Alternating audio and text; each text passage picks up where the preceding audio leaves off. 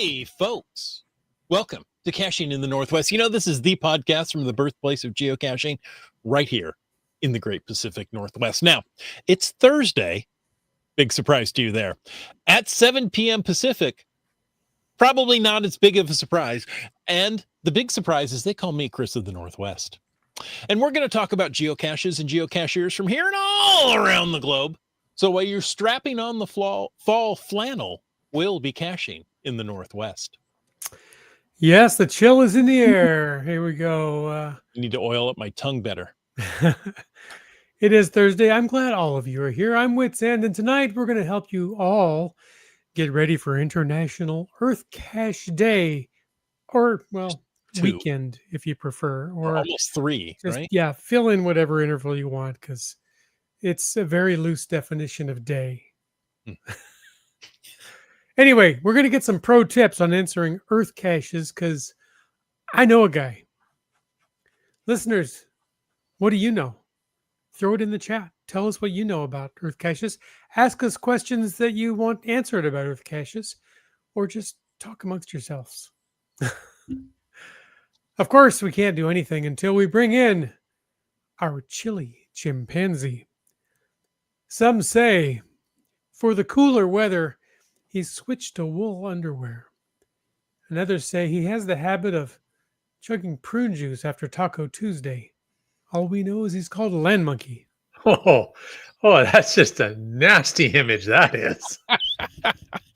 Clean up on aisle 3. Yeah. And 4. 5.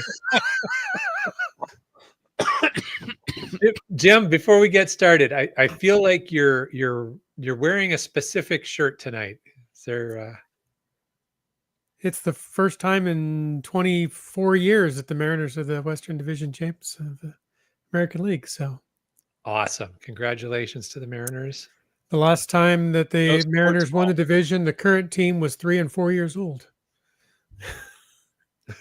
Wow. Yeah, I saw some stat about that or some post about that. I'm like, wow, okay, that puts it in perspective. Yeah, that does. Yeah. That's crazy. Wonder yeah, that's a combination nobody needs. That's right. They say you shouldn't dress for the job you have, but dress for the job you want. So So you want to work for the Mariners? I don't know if I want to play for the Mariners. I just want to draw their paychecks. Yeah, fair enough. You know, for $1 million, I'd be happy to sit on the bench. Yeah. If I could be the worst player on the team, I'd be okay with that. Mm-hmm. Right? As long as you're on the team. Yeah. Good stuff. Well, you're on our team, and we're happy to have you here, Jim. And I'm the worst player on this team, too. Hey, hold on. Oh, that's not true. If this is going to be a contest. All right. Well, hey, speaking of the best players we have on our team, well, that would be our patrons. And we want to thank all of them and show our appreciation because they help this podcast keep coming each and every week, whether you like it or not. So first of all, thanks to Land Sharks, one of our corporate Denali level sponsors. You're right, Chris. Words are hard tonight. Boy, I don't know what it is. We need to lubricate the tongues. Yes. Hey, Land Sharks says, check out the new book, The Publish Button. It's unpacking fun stories from the geocache reviewer perspective, and you can get it packaged with the Publish Button Geocoin. Order them as a package online today from landsharks.ca. And folks, if you're like, what's the Publish Button? And What you're is curious, the publish button? right? Well, stay tuned to this podcast. In a few weeks, we will have the author on to explain that question to all of us because we all want to know. Wits End and I just saw the author. Indeed. In person. What was it, 2 weeks ago? Yeah, live and Nice. in person. Nice. I have not seen the author for quite some time. Look forward to that. That'll be a fun episode for sure. Speaking of fun, well, if you want to get out there with your iPhone and have some geocaching fun, you need Cachly. Cachly is the premier geocaching app for iOS. So you can use that to with its offline features, including maps of the entire world, Delorme and counties to finish off those challenges. And you can find Cachly in the iOS App Store or just head on over to cachely.com. But don't write it casually because then you will go to a different website. It's cachly.com. All right.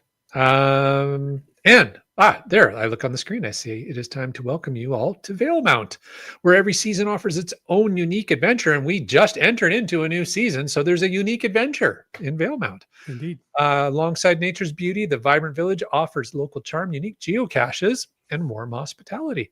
Or just a peaceful retreat. Jim, Valemount awaits you. Little old me. Little old you. Now that we're in a new season, are we up to 6-alarm funk? I hope so. Let's just keep adding an alarm every season. That's right. I think it's 5-alarm flannel funk. Oh, that just rolls off the tongue, doesn't it? No, it does not.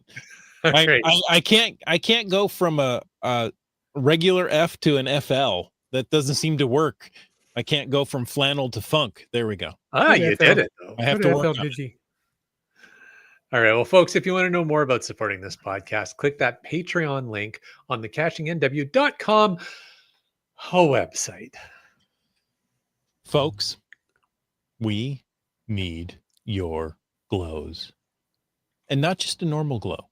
We want a pirate glow because just this month was Talk Like a Pirate Day. So this is it. This is the last week we're going to accept entries for the Glow Like a Pirate contest. So here's all you have to do. You can go back and listen to September 11th, September 18th, and today's September 25th podcast. Grab those 3 pirate phrases and sneak those into a log somewhere. Right? It could be a log you found earlier this year. It has to be a 2025 log. Or it could be one that you're going to go find this weekend. You could even sneak it into an EarthCache log. Send that over to us so we know you did it. And that's it. You're entered. And you don't even have to have all 3 phrases in one log. Oh, no. Any one of the 3 phrases. That's right. But hey, if you get all 3 in, we'll give you a special honor mention. Yeah, we will. So send that to us via email, social media, somehow, just to show us that you found it, okay? And you better get on it because we're going to be drawing the prize soon, right? Next week, we're going to be drawing a prize. Now, the grand prize, that's the big prize. That's why they call it grand, is, oh, wait, you know what? Sorry, I'm done with Valemount.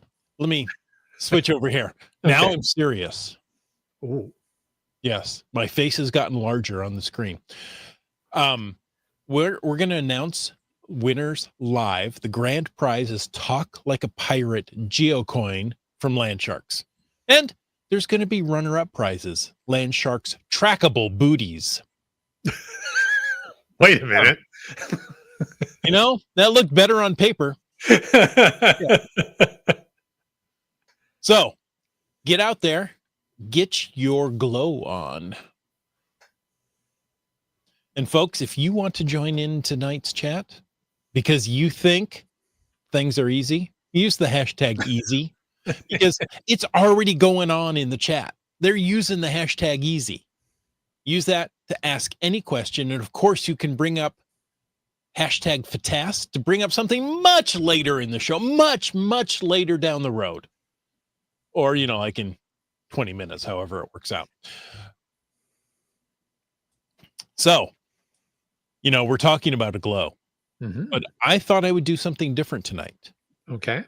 We're going to read a little news, and then we're going to talk a little Discord. I'm going to sow some Discord. Excellent. Now we're talking my kind of podcast. So let's start. Oh, Land Monkey, I'm Yes. giving you the honor of reading this one because I know how much you love this. This is my favorite kind of story.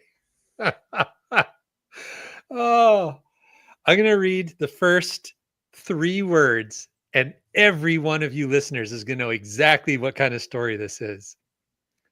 So I'm going to read the first 3 words, and then I want people to finish the sentence in the chat. So everybody ready? Everybody ready to go here? This is interactive. Get interactive because I'm going to love how you guys finish this story. Get your fingers warmed up, and here we warm go. up those typing fingers, folks. Okay, we ready?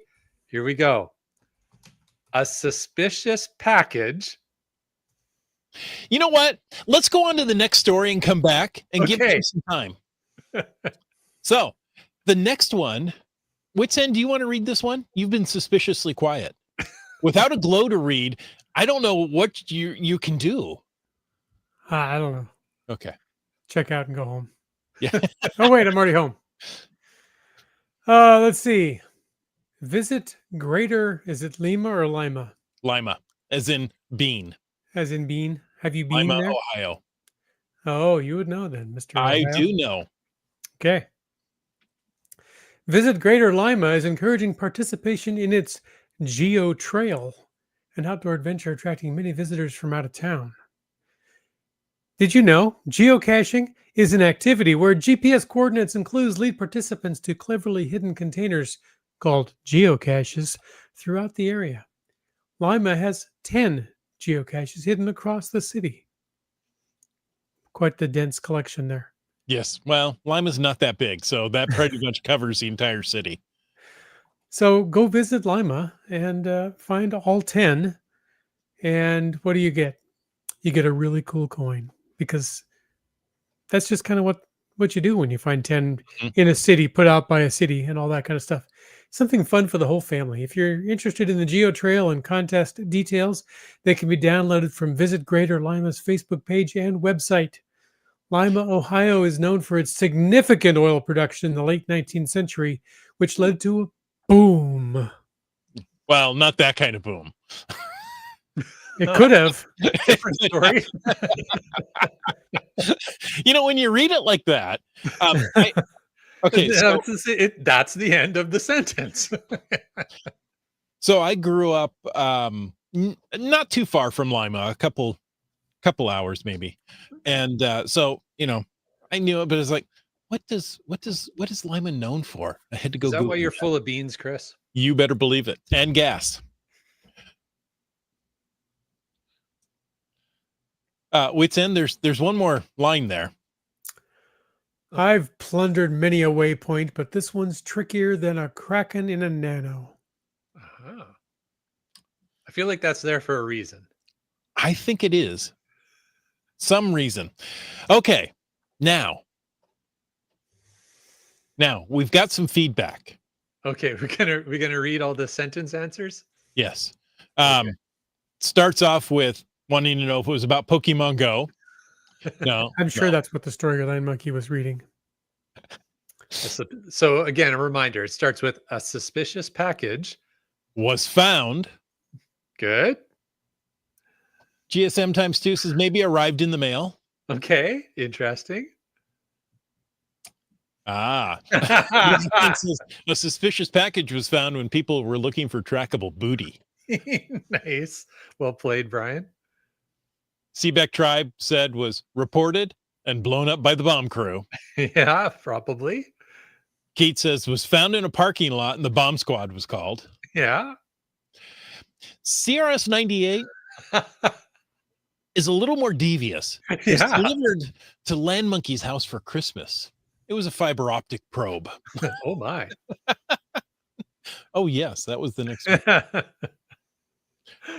Wasn't actually a geocache. Yeah, the suspicious package wasn't actually a geocache. All right, so I will read the actual story here, but thank you everybody for playing along. That was fun to, and you have a little interactivity there. A suspicious a suspicious package was delivered open. It was out of the box thinking. Well Ding, done, ding, ding, Chris ding. Carlo. Yeah. Very well done. Very well done. Oh, Alondro, a suspicious package was found and was redacted. Nice. You guys are all awesome tonight. That's so fun. All right. Well, a suspicious package was found outside First Lutheran Church in Stephen, Minnesota on September 23rd, prompted a lockdown of nearby schools and an investigation by local authorities and the Grand Forks Bomb Squad. The package, I guess they used forks to defuse the bombs. Well, this is grand ones. Okay. The package was later identified as a geocache The church and school district both issued statements expressing gratitude for the safe resolution of the incident. But you got to figure there's detail missing from this story that's really important. But, Okay, so it was a longer story, and okay. I did use. I'll admit I used AI to shrink it. Right, let's Okay. shrink it down. There was one sentence in the original one that I thought, oh, I should go back and grab that, and I ran out of time. The could've just- pastor and the church administrator saw something suspicious when they drove up Monday morning, and called the police. So Okay. Okay. you know, So here's if here's they're the seeing it takeaway. when they're driving up to the church, then that's not a great placement for a geocache. Like, what is going on? Well, and if they're just seeing it, that means nobody asked permission. Yeah, exactly. That's the takeaway here. Go and ask permission, right? Yep. Maybe you have to go on a Sunday. Hey, you have to sit through the whole church service, and then you have the opportunity to bend the pastor's ear and say, hey, do you see that funny electrical box I already put out front? Is that okay? Is that cool? If not, you'll probably notice it when all the cars are out of the parking lot tomorrow. So yeah, it's like, so when everybody leaves the service, Yeah. some folks may say something to you about a suspicious package in the parking lot. Yeah. Oh my gosh. Yeah. Ask permission. I think that's the takeaway, Chris. I think Mhm. you're right. Oh my gosh. Too fun. That was just too much. Yeah. So, there you go, folks. Ask permission. Indeed. Yeah. Did you really need AI to shrink that, though? I mean, we've all heard that story 1,000 times. And yes, but a guy didn't let AI shrink the GeoTrail one, and it left in the. Do you know what geocaching is? Yeah, I meant to take that. We're too. good on that part. Yeah. You could have just thrown it in the pool.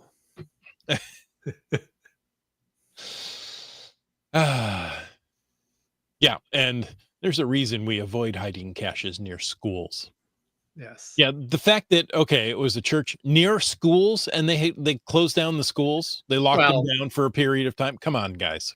Yeah. Well, I imagine there's We're probably better a than school proximate to the church, maybe the neighboring property or whatever. Mhm. But if you don't know what the package is, and if it's big enough that they saw it driving up in the morning, that is just, Or somebody that was is there odd. finding it, right? Yeah. But yeah. So Keats is right. Is the reason we avoid hiding caches near schools. I'm sure. Maybe that'll be a topic when we have the publish button conversation. Oh, there we go. Anyways. All right. So yeah, hey, it's just one last piece of news. Get ready to celebrate International Earth Cache Day coming up, folks. And that's why we're timing this episode the way we are, because we know not everybody gets to watch live. So even if you didn't catch this episode live, you got a couple of weeks to listen in and get some pro tips from the three of us, and plus whatever else everybody is going to share in the chat on how to make earth caching easy, at least easy enough so you can get your International Earth Cache Day souvenir by logging an earth cache between October 10th and 12th. So find it, answer it, log it, and get an awesome digital souvenir just like that. And, really, if you want to learn about geocaches, there's no better place to go than right here, Caching in the Northwest, especially when we have our very own Land Monkey, who was interviewed by Geocaching HQ, talking about earth caches and some other things. So yeah, that was fun. I had to keep that a secret for a few months, so that was kind of fun. But you knew about this for months and you kept it a secret? Sorry? You knew about this for months and you kept it a secret? Yep. Well, yeah, but it was fascinating to me, like the whole process of working.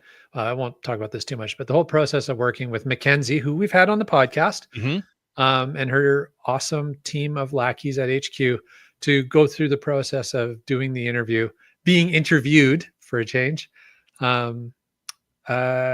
was really interesting and a lot of fun. They're super, super professional. They're great to work with. Mm-hmm. But yeah, so let's help everybody earn that sous vide Um, and um, we'll get at least 5 pro tips here on how to choose an earth cache, how to find it, how to understand and answer it, and finally, of course, log the earth cache so you get your souvenir. Well, let's start with that very idea. So, International Earth Caching Day / weekend. Again, I Right. think Land Monkey, you're to blame for making Earth Cache Day more than one day for a weekend. I like to take responsibility for that particular blame. But yeah, so International Earth Cache Day is celebrates the publishing of the very first Earth Cache, which is at Wasp Head in Australia. Mhm. And so I've done a fair bit of research on this topic for my long-awaited book. And it's kind of a neat story about how International Earth Cache Day came about. But Earth caching itself, I think most people know, but just in case you didn't, it was a joint effort between National Park Service, the Geological Society of America, and Geocaching HQ to figure out what can they come up with that GSA had an education agenda that they wanted to find a way to help educate people. National parks wanted no physical containers in their parks. And geocaching.com wanted to help everybody because we know Brian Roth and he just really wants to make everybody happy. So they partnered and came up with this idea of Mhm. earth caches. So earth caches came out and they had been out for a while. And it was a fun idea from HQ of working with the GSA again, just to kind of repopularize earth caches, because let's admit it, they're a little bit difficult. They're not the most favorited geocache type. No, I shouldn't say that. They get lots of favorite points, but they're not the general public geocachers' favorite type of geocache is what I'm trying to get There at. you go. Right. So because they're a little challenging, right? They take a little bit of work. They're different, Yeah. right? And sometimes different is good. Sometimes different is different. And they're like, it's like flaming hot Cheetos. Not everybody likes them. Yeah. Well, Chris, you promised that we would sow some discord in the podcast. Is there Right. So you posted in Discord tonight. We're talking about finding, answering, and logging earth caches. So tell us before the podcast, that's too late now. What are your biggest challenges with finding and answering earth caches? And Caching Cants came up first and said, reading the cache description fully to learn the information about what questions you need answering. So, and Jay, writing a book about it won't help me either because reading is the root cause here. Yeah, well, you know what? So hopefully you're listening to the podcast and then you don't have to read anything. We'll try and tell you a few things. I also have an updated video on the same YouTube video on the same topic going live tomorrow morning. So maybe that'll help people a little bit also. But yeah, I mean, reading is the root cause, but reading is kind of the best tip we can give you. And one of my pro tips that I always try and encourage people to do is to read the description before you head out. But there was some other comments on that topic in the Discord that I thought were really insightful. Can we jump down to the 4:33 p.m. one? By CRS 98? Yeah. I agree. I really dislike most older earth caches because of the quote wall of text quote, which is either formatted for a GPS, browser, or just not well written. I much prefer the new end quotes style of earth caches that are broken up with more paragraphs and graphics that makes everything easier to understand. Yeah. So I completely agree with that, right? I mean, I've come to that, and Caching Cants, I believe, says seriously, it's not the reading. For me, it's about doing a cache run, like a cache machine, and going full steam ahead just to be stopped in our tracks to switch gears to do an earth cache. I like doing them, but not when I'm on a roll, and more, let's set them aside for a special day. So it's that wall of text that you look at and you go, okay, hold on. We're not just going to jump out, find a cache, and move on. Let's read and figure out what we're supposed to learn here, how we're going to answer this, and how we can formulate that answer into a reply. And yes, there's usually a lot of text with an earth cache. Well, if you want to set aside a special day to do them, Mm-hmm. here you go. Oh, yeah. It's coming up shortly. But that's also a good point, right? Because I get it. A lot of people will just avoid earth caches until it's like, okay, I want the souvenir, so I'm going to go for it. And that's why we wanted to do this episode, right? Is to say, okay, well then let's help you do it. And absolutely, totally agree with all those comments. And this is one of the key things that I also sort of try and put early on in my book that is currently with the publishers for multiple reviews. So we're waiting patiently. But one of the early on things that I talk about is like, not all earth caches are created equal, right? But you know what? That's the same as any other geocache, right? Like, you can say, I am not lifting another lamppost skirt for the rest of my life, right? Fair enough. I hate nanos. Fair enough, right? Like, people can have caches they love to do and caches they just don't want to do. And often enough, those wall of text descriptions on an earth cache page is going to make it an I don't want to do this.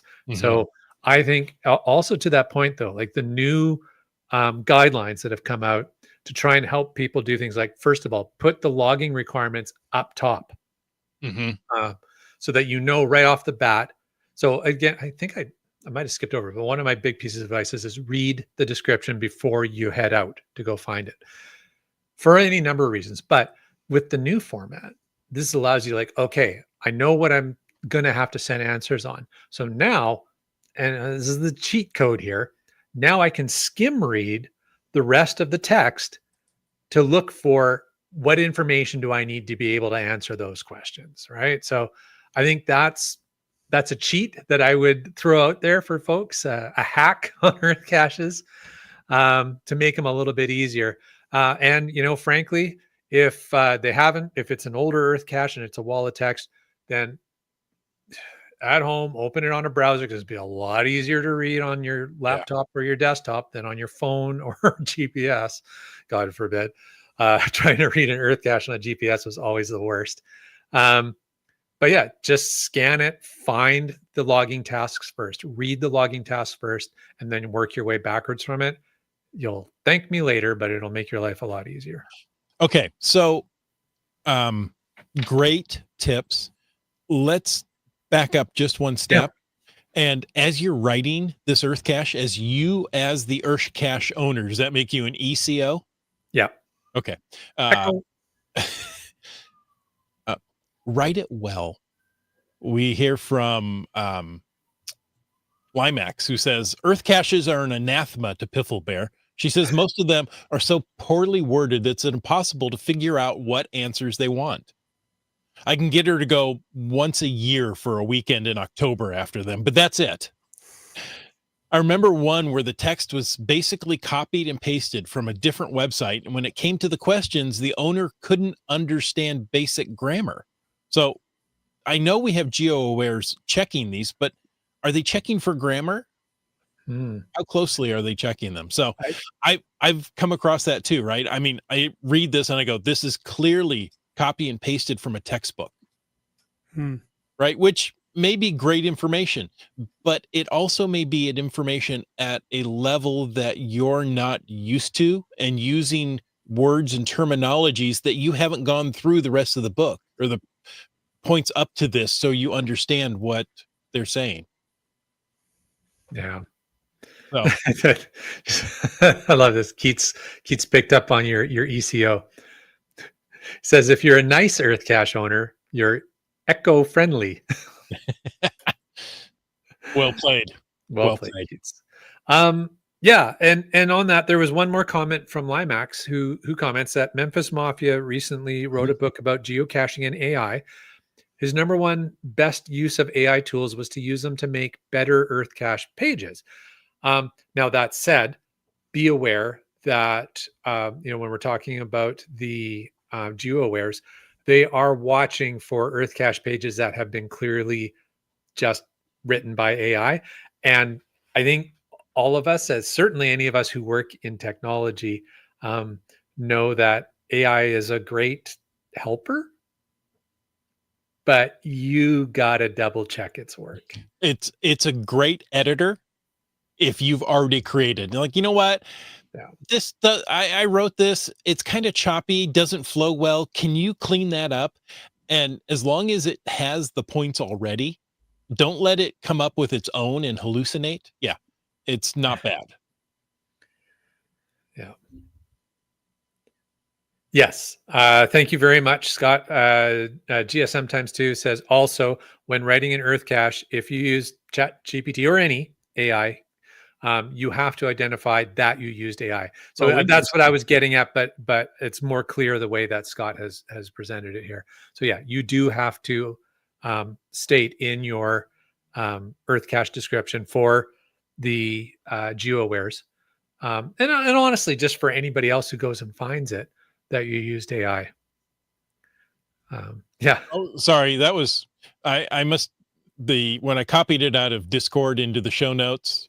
I think the attributions moved to the wrong spot, so I apologize. Blame AI, Chris. I know it was completely Chat GPT that did this. So Cliff said it was his comment, not Limax. The point to make the Earth caching listing better, not to make it from scratch. Yeah, I agree with that. Yeah, don't make it from scratch with AI because it'll come up with, who knows what.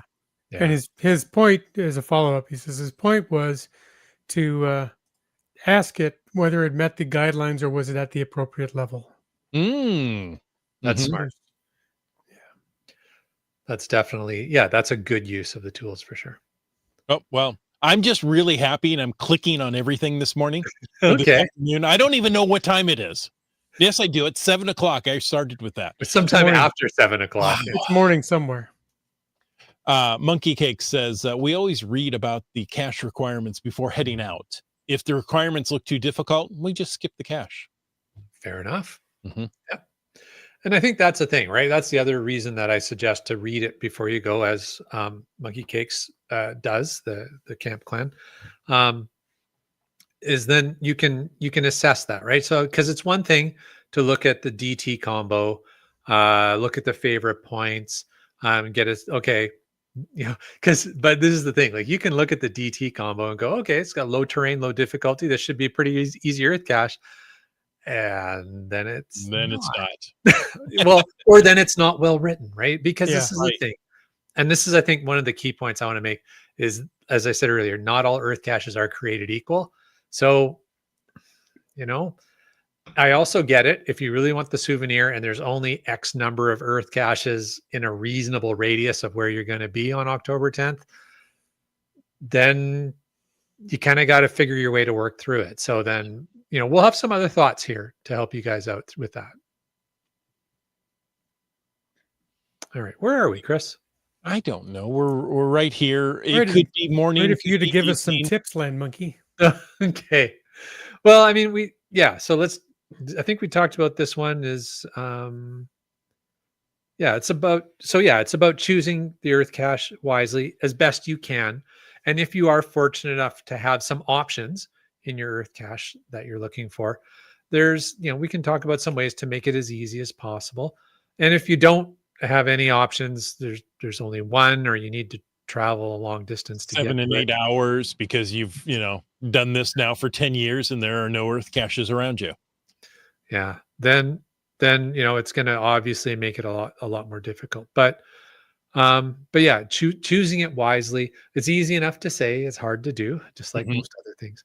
But, start with the basics of, as I said, like check the DTs. If it's got a high difficulty, then it's probably going to be difficult. But unless you read through that description, and like I said, my best pro tip is start with the logging tasks, the questions, and then work your way backwards. Skim read the rest, and then you will have a solid sense of what you need to do. And like, okay, this is reasonable. I can do this. Well, you will also know, do I need to bring some kind of tot? Do I need to measure something? Do I need a magnifying glass? Do I need pH paper? Yeah. Do I need a electrolysis kit? I don't know. Yeah. Some sort of rudimentary lathe. Who knows? Yeah, exactly. Stone engraving. Yes. Yeah, there you go. So yeah, that's really important to know, because I've done earth caches, or we're out in the field, we're getting, oh, there's an earth cache, let's go look. Oh, I need to measure water flow. Right. I don't have anything that can do that. Okay, move on. Yeah. But that could be after 10 minutes of reading of hey, this creek started out 5.5 billion years ago as an ice flow, and let me walk you through the entire history of this creek. Exactly. Yeah. And then you go, oh, just measure the flow and tell me what the date is. Like, Yes. And I am being corrected on my flippant comments by our there it is. Stone engravings breaks the leave no trace principles of geocaching and may be considered graffiti or vandalism. Fair point. Yes. Advice given by the land monkey on anything outside of specifically earth caching may not be good advice. Alondro luckily has his portable spectrum analyzer in the Jeep. As you do. As one does. As one does. Well played. Kitty Quest did have to measure the pH level of a body of water once. I have, I think, twice done an earth cache that needed pH paper. I think we did one too. Yeah, I think there is or was one up in Rainier, Mount Rainier National Park. Wet Coaster wants to know, do I need to bring a person with a PhD in geology? Well, you don't need to, but it'll probably make it easier. Might help, yeah. If there's an earth cache at a museum or a site where there's a docent, ask them.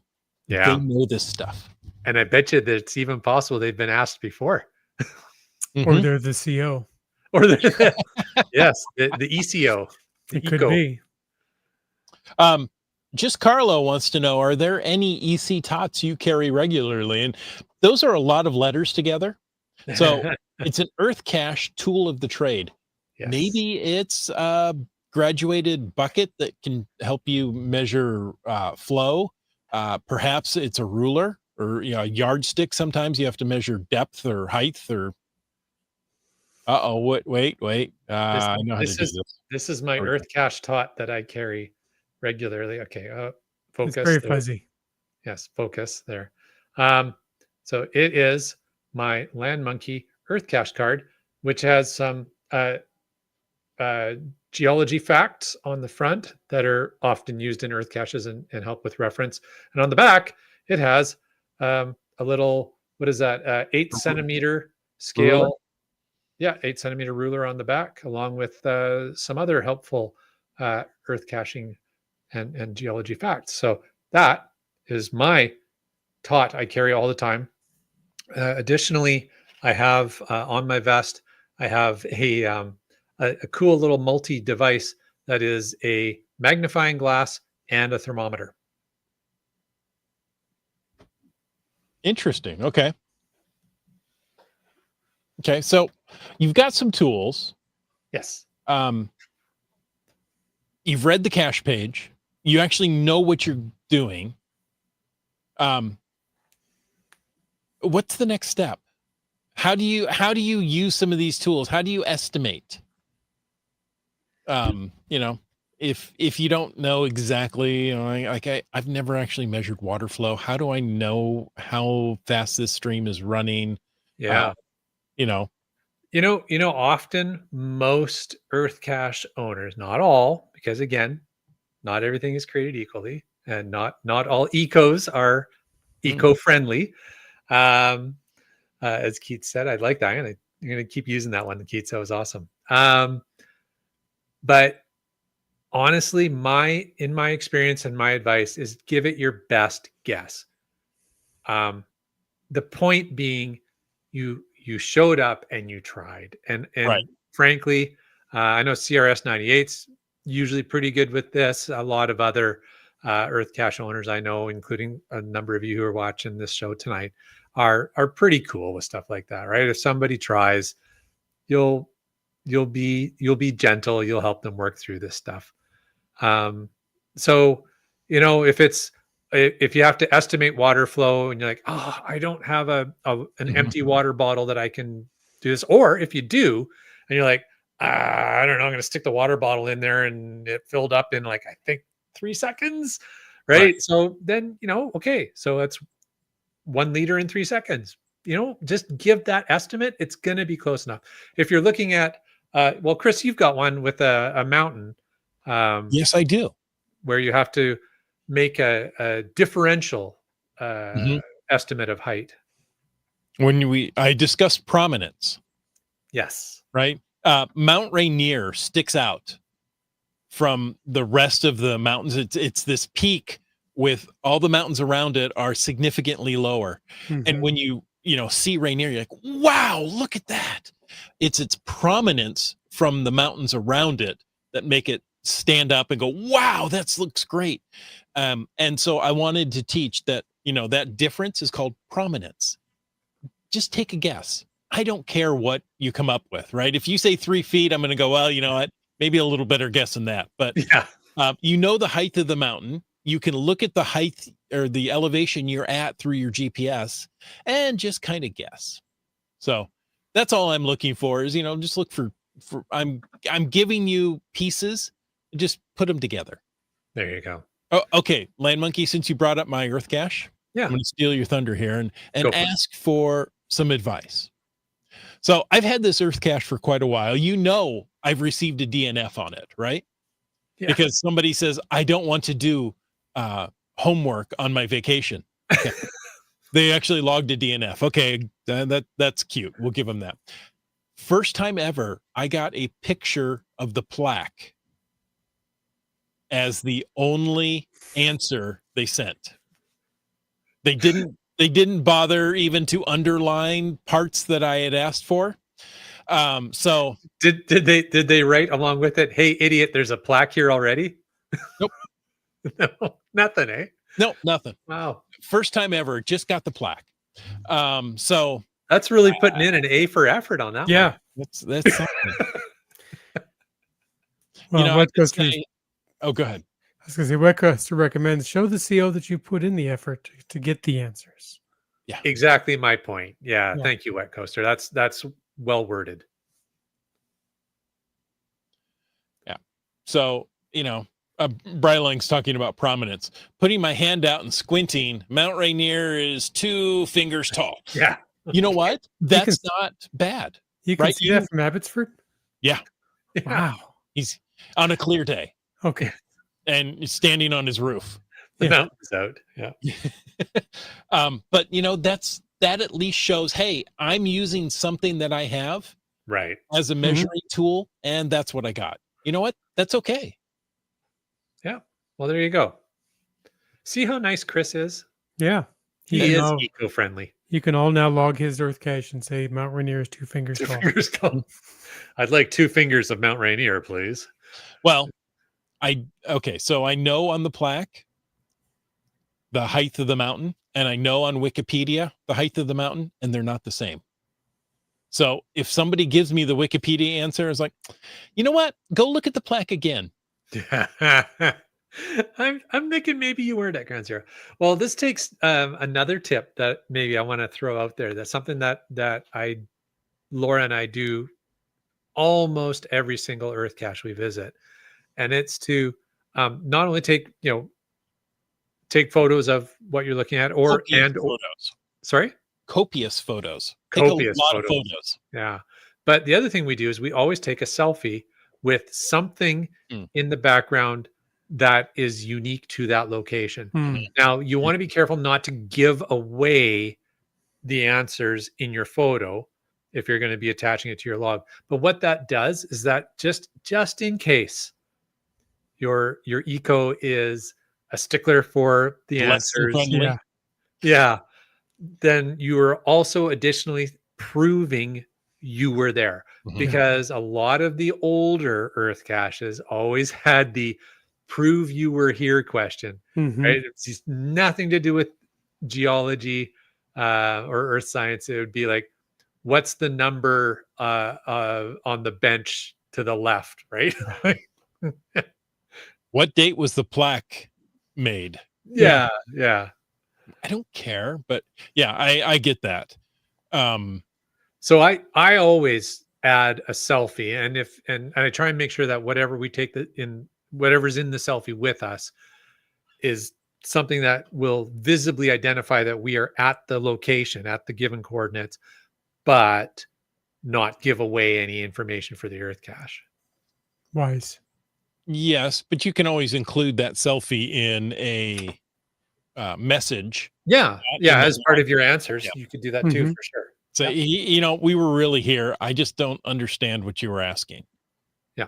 Okay. And CRS 98 says that those kinds of questions, like the what's the number on the bench, the prove you were here questions, they aren't allowed anymore. And that is true. And that's good. But I was saying that because there's still a lot of grandfathered older Earth caches out there that Yeah. will have those questions. But pictures can be required as a logging task. That is true. It doesn't have to be a picture of your face. So often they'll say, like, use your GPS or something with your caching name on it or something. Right. Yeah, something identifiable. You know, Sprouter Mm. bringing up the exact point that I tried to do earlier. Which end do you want to read that? He says, if I don't understand the entirety of the Earth cache at the time I was there, I shoot a ton of pictures and answer the questions when I'm back at home, when I've had more time to research the Earth cache. Yeah, exactly. So, I look at it like Caching Cancer was saying, you hit it on a caching or cache run day when you're doing a whole lot. You're like, whoa, Yeah. wait, hold on. I'm not ready to switch gears here. I can't push in the clutch in my brain and switch gears. Yeah. Just take a ton of pictures. Yeah. And then you can go back and you can go, oh, wait, I see on this one. Oh, that's what I was looking for. Look, it's right there. Hey, Mhm. I got it. Yeah. Hopefully. I mean, that doesn't always work. Yeah, Right. it's true. You do need to understand what you're taking pictures of so that so a little It helps. pre-reading will go a long ways. But Mhm. yeah, taking a ton of pictures is really good advice. And I think maybe rolling back to that Caching Cant's comment from Discord, yeah, like if you're out on a power caching day, whether it's a cache machine or you're doing a power trail or a challenge alley or whatever reason, like, yeah, it just depends what kind of caching you're in the mood for, right? Like Right. Earth caches will take some time, and so, but there's no law that says you have to find every geocache you come across. Yes, there is. Obviously. That's why we have a podcast. There it is. Okay. All right, fine. No, you're right. You know what? If you just absolutely detest skirt lifters, don't find them. Yeah. I mean, in the same way that there's no title belt for whoever wins geocaching, right? So it's like, Mm, no. and I'm going to Just go like- back to Bryling and say, yeah, there is. Yeah. Actually, what It's is it? just a game, Is it people. Project GC that has the color of belts? So there really is a Oh. belt to win. Yeah, okay, fair enough, fair enough. I mean, like a wrestling championship belt kind of thing, but yeah, all right, fair enough. Keats 94 threw out a good question here. What's that? Well, he's all about the eco. Yeah. What's the protocol when the eco, that's the Earth cache owner, has either left the game or passed away? Do you still send the answers or request archival? That's a great question. HQ is kind of taking care of that right now, so you kind of don't need to worry about it. I would say, and I see GSM times two has an answer here, but I'll finish my thought first. I would say just treat it like you would treat any other Earth cache. And here's the thing: you don't have to wait for a response from the eco before you log it. The only criteria around that answer log is that you submit your answers before you log it. Now, some EarthCache owners, again, older EarthCaches, will Mhm. say, you must wait until I respond before you Right. log them. They can't do that anymore. So, I mean, it all depends on, do you want to get into a flame war with an EarthCache owner? Well, yeah. Because it's fun, but That's the part of No. geocaching I like. but yeah. So now, what did GSM times 2 say? Do you want to read that one out? Who, Oh, me? Or Chris? Or- sorry. I I'm doing too much talking tonight, so somebody else. Wits End, it's your turn. Oh. He's answering Keats and says GCHQ, Geocaching Headquarters, for the second year in a row has archived caches where the CO, or excuse me, the ECO hasn't logged in for 5 years. He says, I still answer the questions. Right. Yeah. Agreed. So that was my point. So thank you very much, GSM times 2. That was my point of let HQ take care of the archiving. They have a process in place now that they've been doing, as Scott said, for 2 years now, and they'll probably continue doing it. I don't know, but they'll that's the answer you're expecting, Keats. Okay, there you go. Send your answers whether the eco is living or not. I don't know often, unless you know the eco, whether you would know if they're alive or not. Exactly. And where do you send them if they're passed away? Yeah, to the next of kin. Hmm. Yes, I'm sure that's what their inheritance that they were hoping for was Yes. EarthCache answers. Gonna log this one, but my answers are still in probate, and you know, Maybe you'll get them. So Wet Dark Coaster humor. has another good point here. Okay. Send answers to the CO for an Earth cache in Ottawa. Explained why I came up with that answer. The CO said it was not the answer they were looking for, but understood the logic. Log the find. Right? Yeah. You gave an effort. Right? I don't expect everybody to completely understand everything in Earth caching. Right? But is at least you try. Right? I've answered them, and the owner, the ECO, has answered back and go, wow, you're the first one to point out that yeah. you make that point. I was like, oh, well, good. I'm glad I got it. Okay. But it's not always the case. Yeah. No, it's good. See, GSM times 2 is appreciating your fast wit tonight. Wits End says you're hot tonight. I assume he's talking about your wit, but maybe not. Maybe he really likes that shirt. I don't know. But yeah, good stuff. It's and I think we just keep coming back to that, don't we? It's just like, give it a try. Yeah, exactly. It's And like, if you're looking to do it, the WSGA OP chapter, that's the overpowered chapter, obviously, is I hosting. thought it was the Ocean Pacific chapter. Yeah. I had a poll. I had those close. Is hosting an event. I don't even know where I am anymore, in Mason County, to talk about our favorite or explain Earth caches, and then go for an Earth cache after. Oh, fun. What a great idea. What a great idea. WSGA OP chapter. Mhm. Olympic Peninsula. We all know it's Olympic Peninsula. Yeah. We're having fun. No, it's Seebeck tribe, so it's overpowered. Overpowered. Yeah. Okay. It's off packing is what it is. There you go. Not off-putting. That's completely different. The event is GC Beta Delta 56 Delta. Nice. There you go. By the way, I don't know if GSM times 2 is really thinks my shirt is hot, because he does comment that at the same time the Dodgers made the playoffs for the 13th year in a row. Oh, wow. Yeah. Rub it in much? Hey, I still maintain, my son pointed out to me a while back, the Mariners are the only Major League Baseball team to have never lost a World Series game. So take that. Take that for what it's worth. It's right. Oh, that is too funny. Is that true? Statistically? Yes. They've never lost a World Series game That's right. Okay. because they're the only team that's never been in the World Series. Right. That's what I was wondering. Okay. That's surprising that's the only team that's never been in a World Series game. Oh, no, it's Seattle. You got to love your team, right? Oh, I follow them. I love them. I just don't have high hopes for them. I would love to be wrong, however. Just in case they're listening. Yes. Oh, too funny. All right. Okay. GSM times 2 is taking me to task. And thank you, GSM times 2. I really do appreciate you. Breaking news that I hope you will discuss. Newest guidelines, the newest guidelines change says that generally we don't need landowner permission if the location is accessible to geocachers. I confirm. Okay. So like if it's a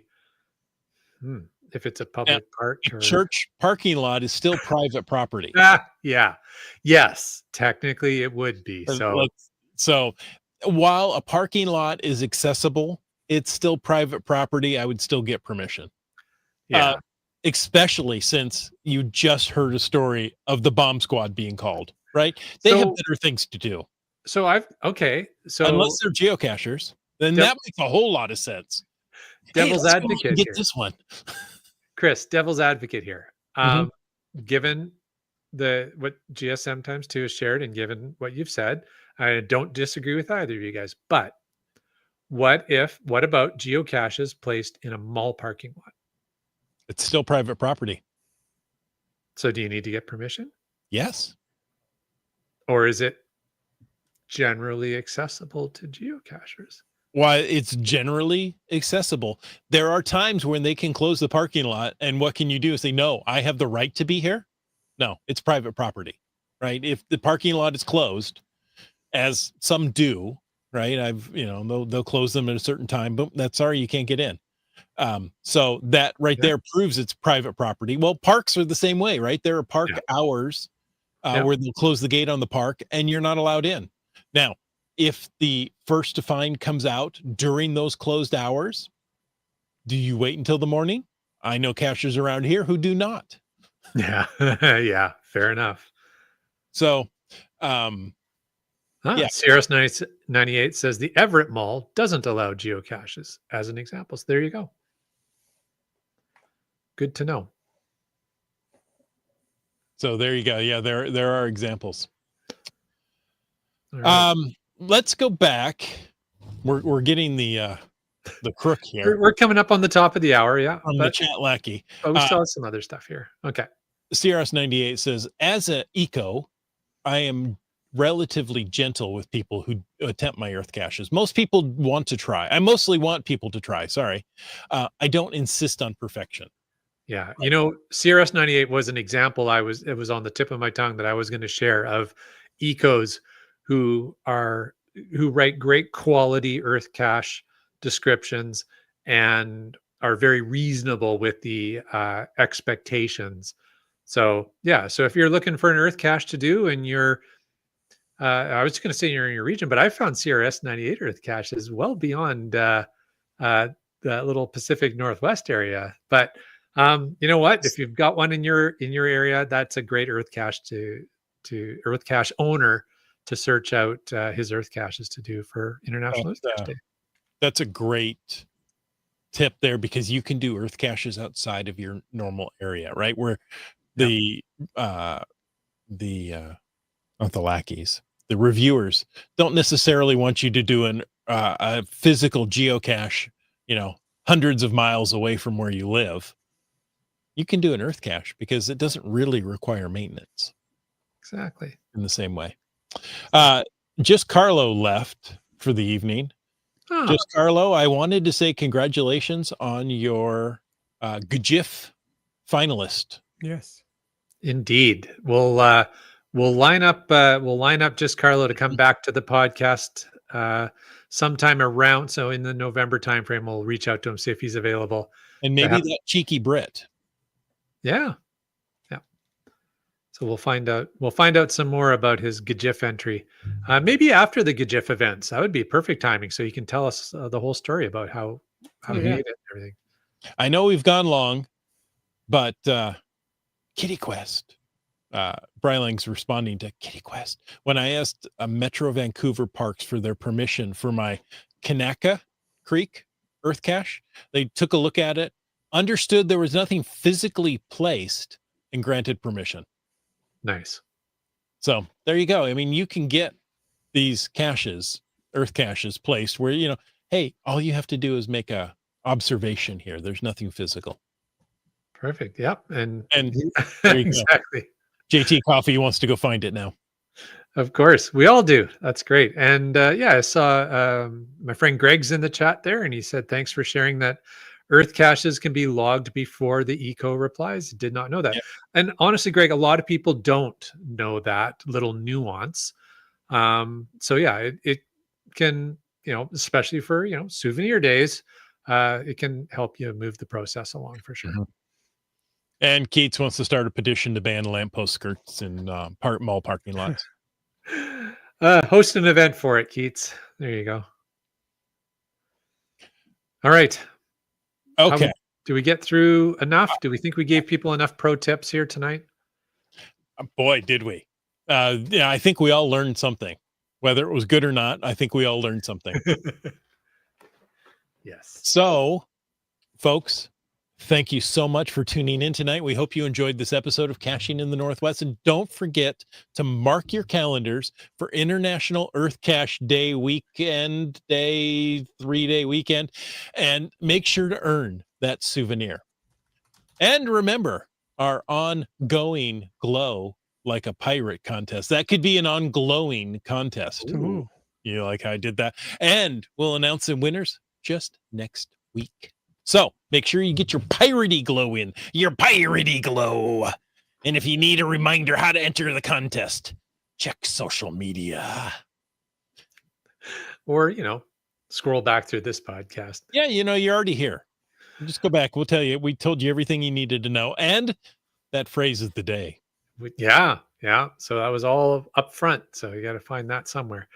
And hey, speaking of next week, we've got a fun show coming up for next week, folks. So make sure you tune in.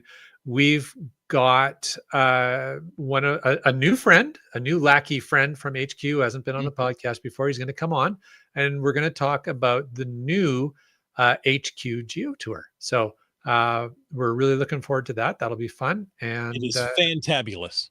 Yeah, so we're looking forward to that fun conversation and making a new lackey friend. We always love making new lackey friends. Indeed. All right. Well, hey, we want to take a moment to thank Landsharks, Cashly, and Tourism Valemount, our corporate Denali level sponsors.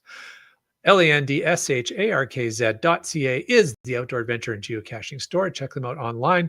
Now, I'm going to say they're shipping those online orders daily, but go to their webpage that I just told you what the URL is. And if you weren't listening, scroll back. Because Canada Post is apparently on strike again.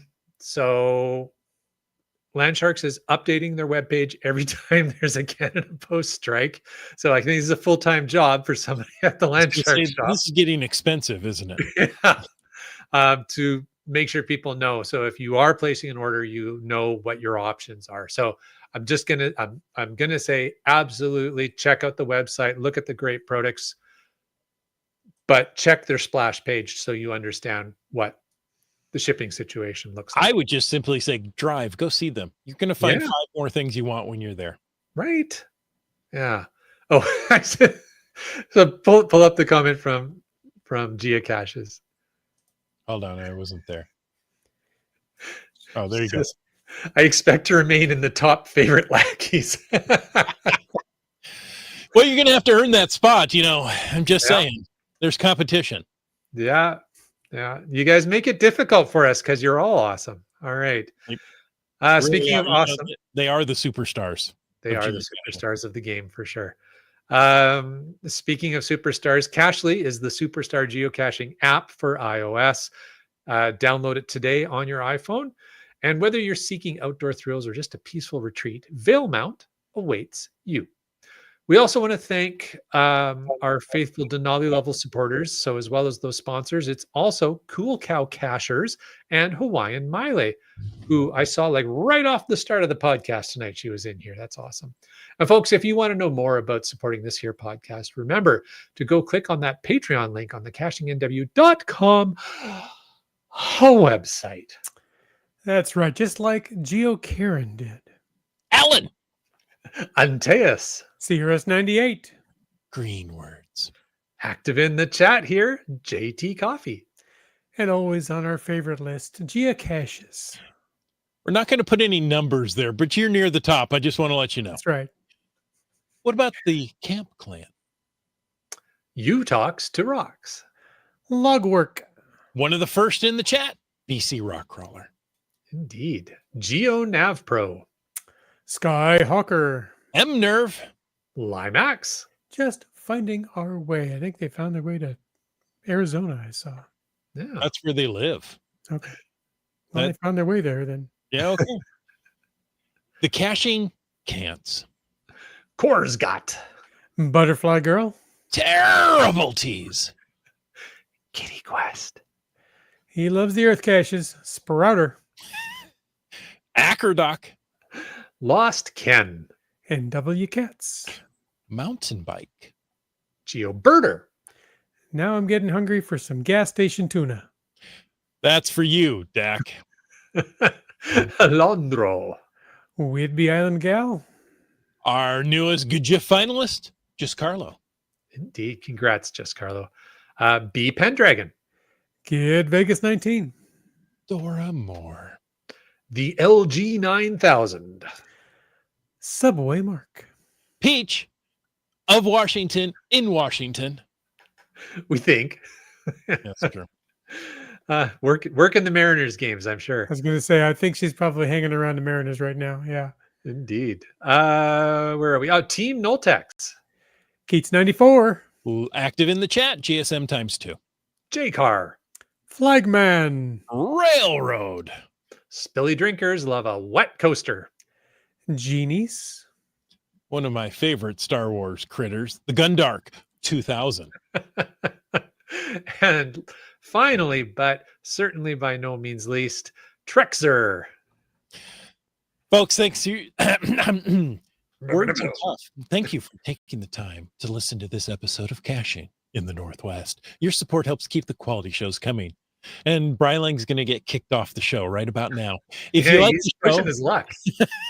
if you like the show, please click the Patreon link in the cashingnw.com website. Better yet, share your ideas, what we can talk about. If you like the vibe, please subscribe wherever you get your podcasts and leave us a review. If you were in a restaurant, you would tip. If you were in a live audience, you would clap. But since you're on a podcast, leave us a free, fast, fabulous, fantastic 5-star review. Of course, you can call into 253-693-TFTC. Leave us a comment, ask us a question, or glow like a pirate. Yes, I said pirate. Any time of the day or night. And of course, you can email us at feedback@cashingnw.com. Join us every Thursday night at 7 p.m. Pacific for a live show and chat. This show is produced by Chris Umfenauer, Jim Paulwitz, Jay Kennedy, and Brian Lang, who's still with us for the moment. This show's licensed under a Creative Commons Attribution 3.0 license, copyright 2025 by Chris Umfenauer. And I'd like you to stay tuned for the after show. I lost the button there for a moment. But you found it. You know, it helps actually to break up the to read these in a different way. Like, Yeah. let me change the cadence. Let me, do it in a silly voice. And then I have to look at it more closely. Read what I'm doing. So anyway. We have a lot of fatasses. Boy. Is the episode title a take on the classic 1986 movie Earth Girls Are Easy? Asking for a friend, says Brylang. Brylang's really pushing his luck tonight.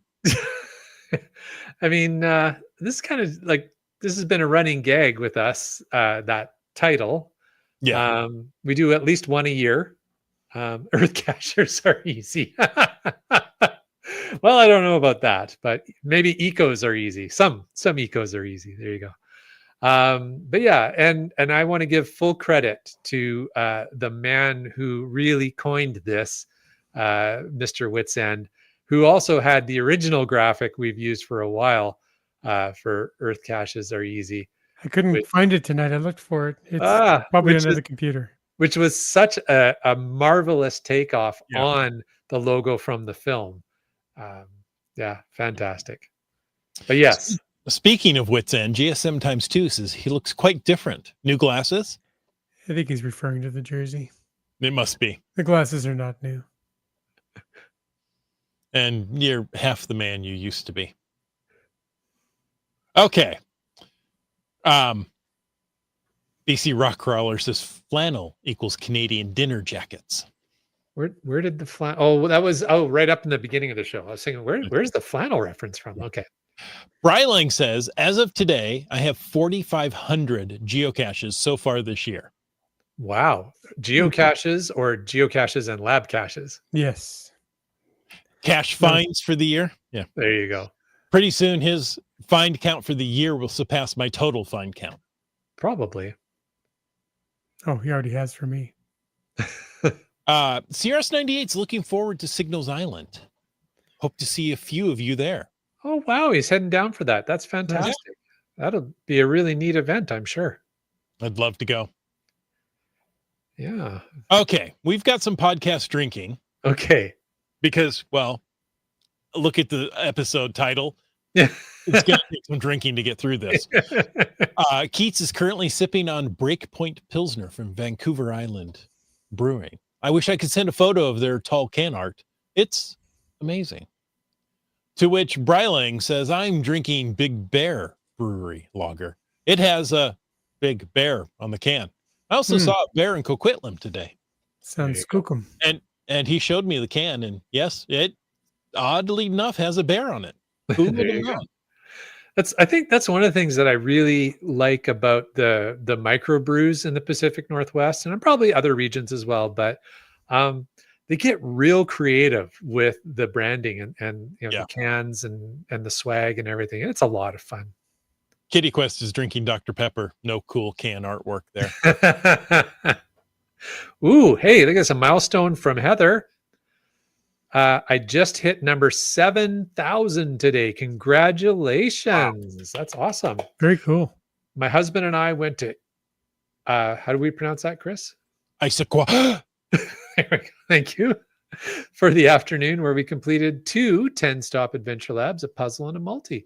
The milestone find was, It Takes 3. That's the bounce cache in town there. That is an awesome cache. Go ahead. I think we chatted with Habus Heather at the Geo-Org and block party. We did. Oh, nice. That was nice. If you're out at an event anywhere along Washington, Oregon, Montana, Idaho, you could probably run into her. She seems to drive a lot. Yeah. Yes. When Limax was in town, we went up to Issaquah and did the It Takes 3, and there was only 2 of us, and you can't stretch. You need a third person. So while we were walking around looking, well, let's go do an adventure lab, see if somebody else comes by. Because I remember when I did it the first time, there's a trail right behind there, and it was just a constant stream of people. Oh, I'll just grab one of those people. There were no people this day. We came back, and there was a team of 4 geocachers like, oh, hey, can you help? Yeah. It's a lot of fun. That's a great. It is a great cache. Just on the podcast drinking topic, 3 Hams and a Rose is watching us live tonight, and he's currently sipping the tears of his frustrated lab students. Well played. That's not creepy. From the skulls of his enemies, yes. Keats94 adds, now I'm driving the Sea Dog from Vancouver Island Brewing. Maybe you shouldn't be driving if this is how you're spelling the word drinking. But there you go. Okay, one too many there. We'll have to cut you off. Yeah. Seabeck Tribe wants to know when you're having the publisher of Pushing the Button on. The author. The author. Yes. You're right. The author of Pushing the Button. That's what you meant. She is going to do her homework and read the book before the interview. Nice. I'm going to pull this up right now. You keep going. I will look up when that date is. That is October 16th. Or Chris will do that. Episode 638. There you go. As one might, I mean, obviously that's the number I would have gone with. Sure. Yeah. It makes sense. Okay. What else you got? Well, Genies. What a nice guy Genies is. It was great to see a number of Caching in the Northwest cachers at Gilby Gone Wild this last weekend. No Peach of Washington was not in Washington. She was in Gilby. Oh, nice. Very cool. I think we should just, drop the of Washington. Yeah. I can never find her. Peach of everywhere. There you go. Big news there. JT Coffee and Geocaches are heading to the EarthCache mega event in Germany in a few weeks. Oh, wow. That's G Cameron. Yeah. Gee, come on. You know what, though? That's for earth caching, that's such an awesome GC code. GCAMMON. Zero. As in like short for ammonite. Oh, I see where you're going there. Right? Like, how awesome is that? Very cool. Very cool. Here's one we didn't talk about with BC Rock Crawler. Sometimes understanding or putting thoughts in order to answer the questions. I usually print off the sheets. Bonus that we have paper to write the answers on. Yeah. Yeah, that's a great tip. That is a fantastic tip. What else have we got? So much FATAS tonight. I know.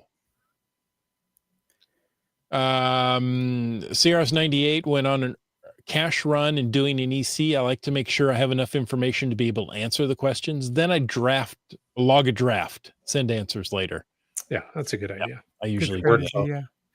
Yeah. Everybody has unique workflows.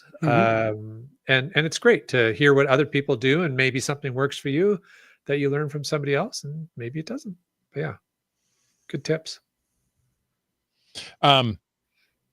Love doing the earth caches in Iceland. I know what she's saying because I talked to her about it. We got 22 while we were there. It was also cool and fun to learn things. Yeah.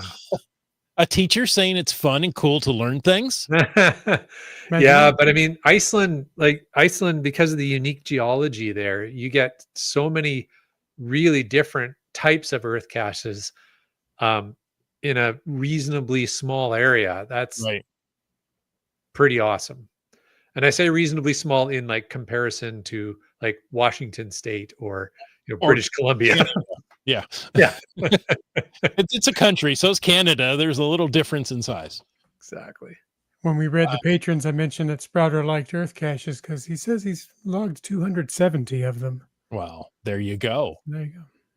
And there's some more coming up that you'll need to log. Just saying, don't stop now. Don't stop. Yeah, for sure. GSM times 2 says, when creating an earth cache, I present a subject, ask a question. Present a subject, ask a question. Oh, interesting. Okay. That's a different way of doing it. Helps avoid the wall of text that way. Yeah. Yeah. He's breaking it up. Yeah. That's another good way of doing it. And hopefully you've got all the information you need just for that, and you don't have to go, oh, I need to remember that and answer that later. And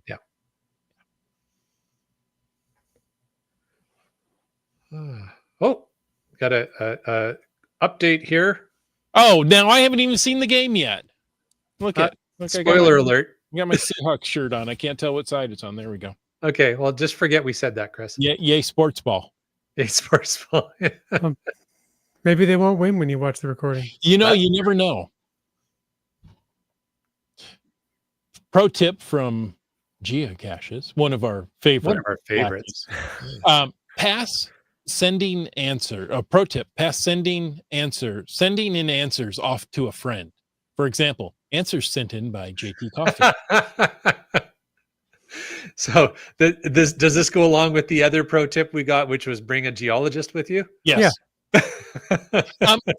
We didn't talk about that. What do you think about group answers? Hey, I've done that. Here, do you agree with this? Yes. Do you agree? Okay. I've got all that already down. I'm going to say I put in the answers for Land Monkey, Wits End, and myself. Boom, done.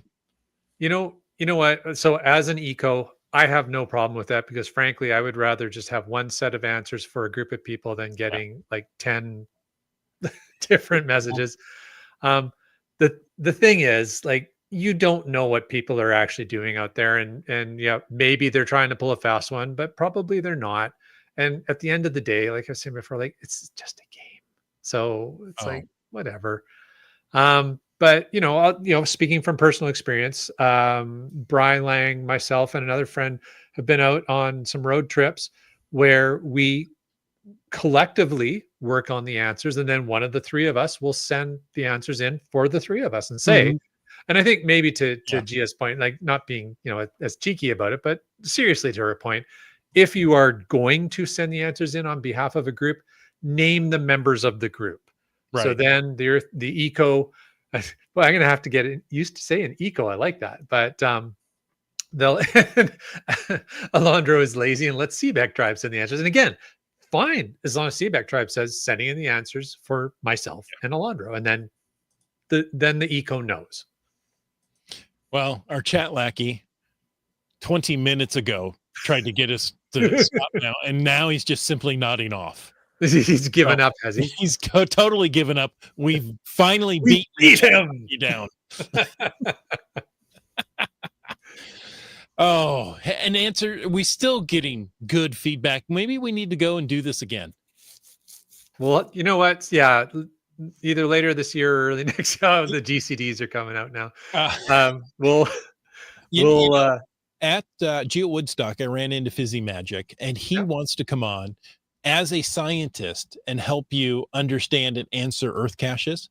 So this would be a great opportunity. We'll have him on in a month or more. So okay, sounds good. So there you go, folks. Thank you for tuning in for an extra long show. You might need an extra strength aspirin to get through this one. Maybe I should have started with that, but now it's too late. And until next week, or the next time you can sit this long and listen to it, Yeah. get out and get caching in the Northwest.